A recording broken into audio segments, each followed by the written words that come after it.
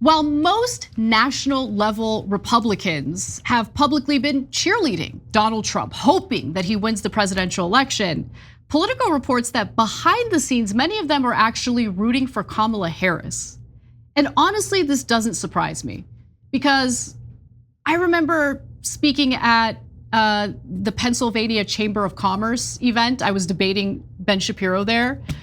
Publicly, outwardly, everyone loves Trump. Privately, the crap talking was pretty intense. Now, we're learning about this thanks to a column in Politico by Jonathan Martin titled, "If Republicans Want to Win, They Need Trump to Lose Big.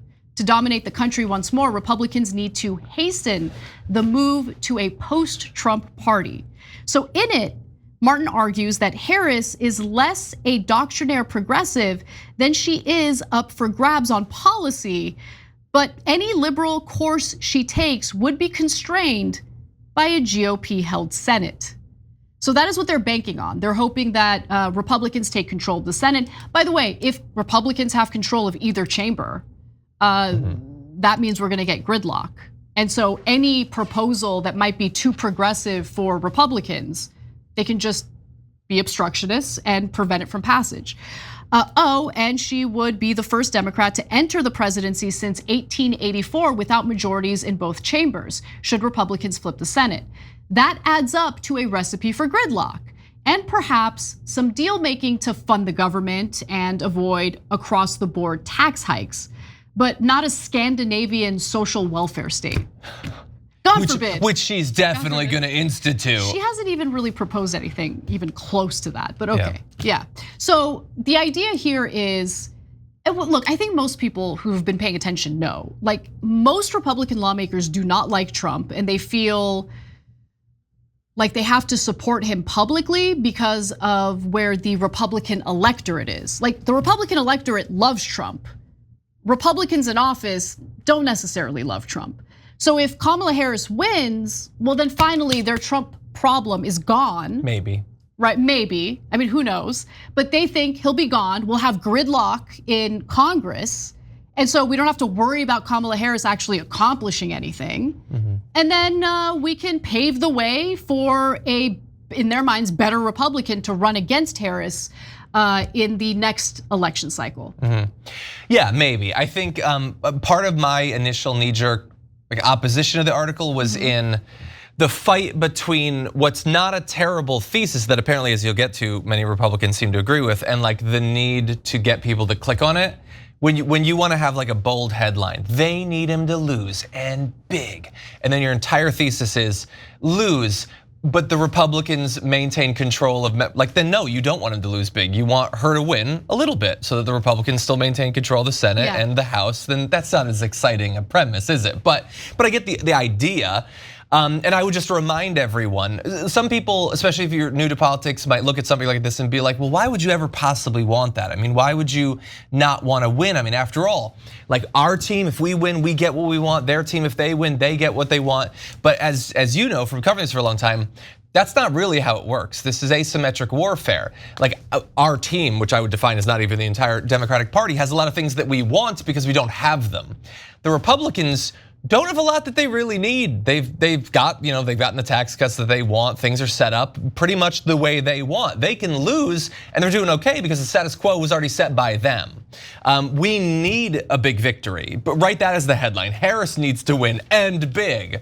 We need the Senate, we need the House, we need to get people on the Supreme Court and all that. And also don't forget, hopefully flip some state legislatures as well. Hey, don't scroll away.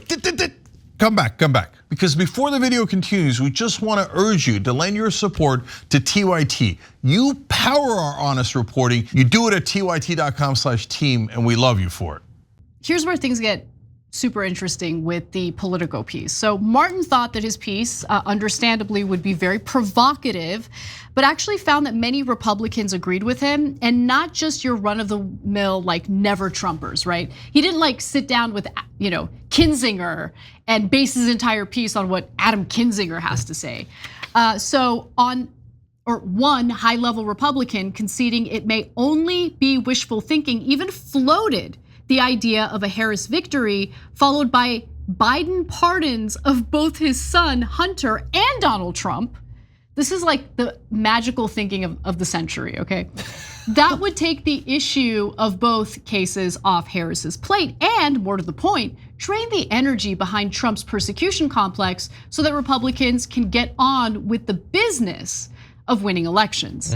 I don't think these traditional conservative Republicans who secretly despise Donald Trump realize that, like, the electorate, like your voters, like Trump. They like the brand of politics he brings to the Republican Party. Like, they think that the second Trump is gone, all right, we're back to Bush era Republicanism. I don't think that's necessarily the case.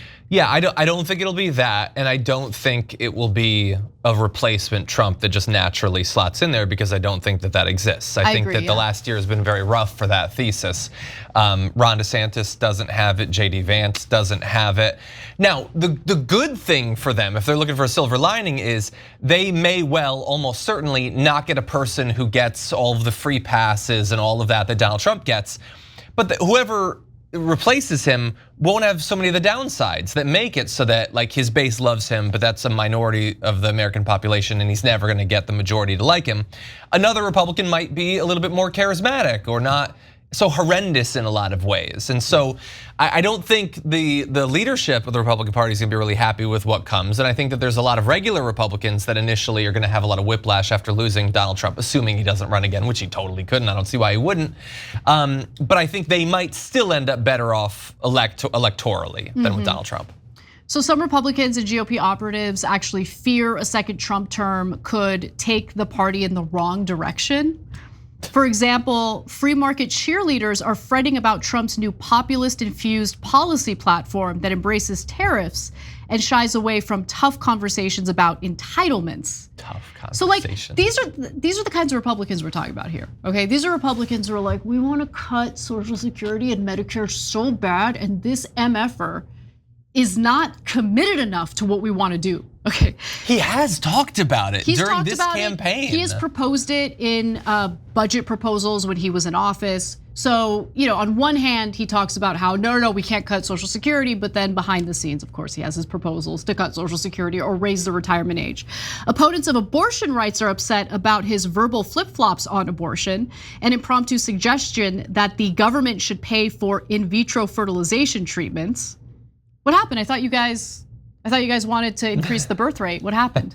That would be a great way to do it. That would be a great way to do it. Yeah. Also, by the way, has he said that again in the last week? No, he just spit out like a wild idea, has never said it again.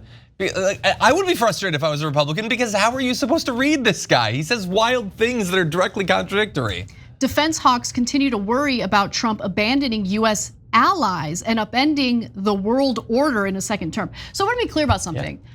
I hate these people. Like, I hate what they represent. I hate what they stand for. I think they're cowards. I think, even though I disagree with Adam Kinzinger on politics, on policy, he definitely has way more courage than these pathetic little dweebs in Congress who secretly despise Donald Trump and everything he stands for, but they're too afraid to say anything about it publicly, and instead go to Jonathan Martin over at Politico to talk crap about Trump, right? Yeah, you guys are pathetic, okay? Yeah. I love how they're total hawks when it comes to foreign policy, but in real life, they're really chicken, you know what, okay? I do. Anyway, one conservative leader told Politico, quote, "There's a lot of anxiety about what Trump does to the Republican ability to win in 2028 and what he also may do to the party in terms of policy long term. There is just this concern that, like, okay, if the party just goes in that direction, then what kind of party is it? What kind of party is it going forward? And can conservatives then have a home going forward?" I mean, you got to take that up with the Republican voters, because the policies that Trump espouses are policies that seem to appeal to the very voters that you guys want to appeal to win in 2028. Yeah. So how do you make amends with the fact that your base is now in a completely different headspace when it comes to policies and how they want this country to be run? I think it's a bigger question for them, but they're, maybe too scared to tackle it, because it seems like they're scared of everything. It's definitely true. Yeah. If I could just say one thing to make them feel a little bit better. I know that obviously in that graphic, they're very focused, they have anxiety about 2028 or whatever.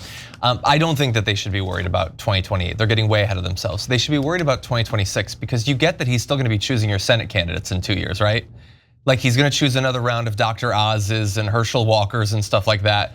Again, the idea that he's just gonna go away, if he's not in office, all he has is fighting for relevancy to his base. He's gonna be doing rallies and he's gonna be digging his claws into that base. You better hope that he loses and then, like, I don't know, has a run-in with a fish fillet or something like that that lays him out, because otherwise he's got control of the party for at least a few more years.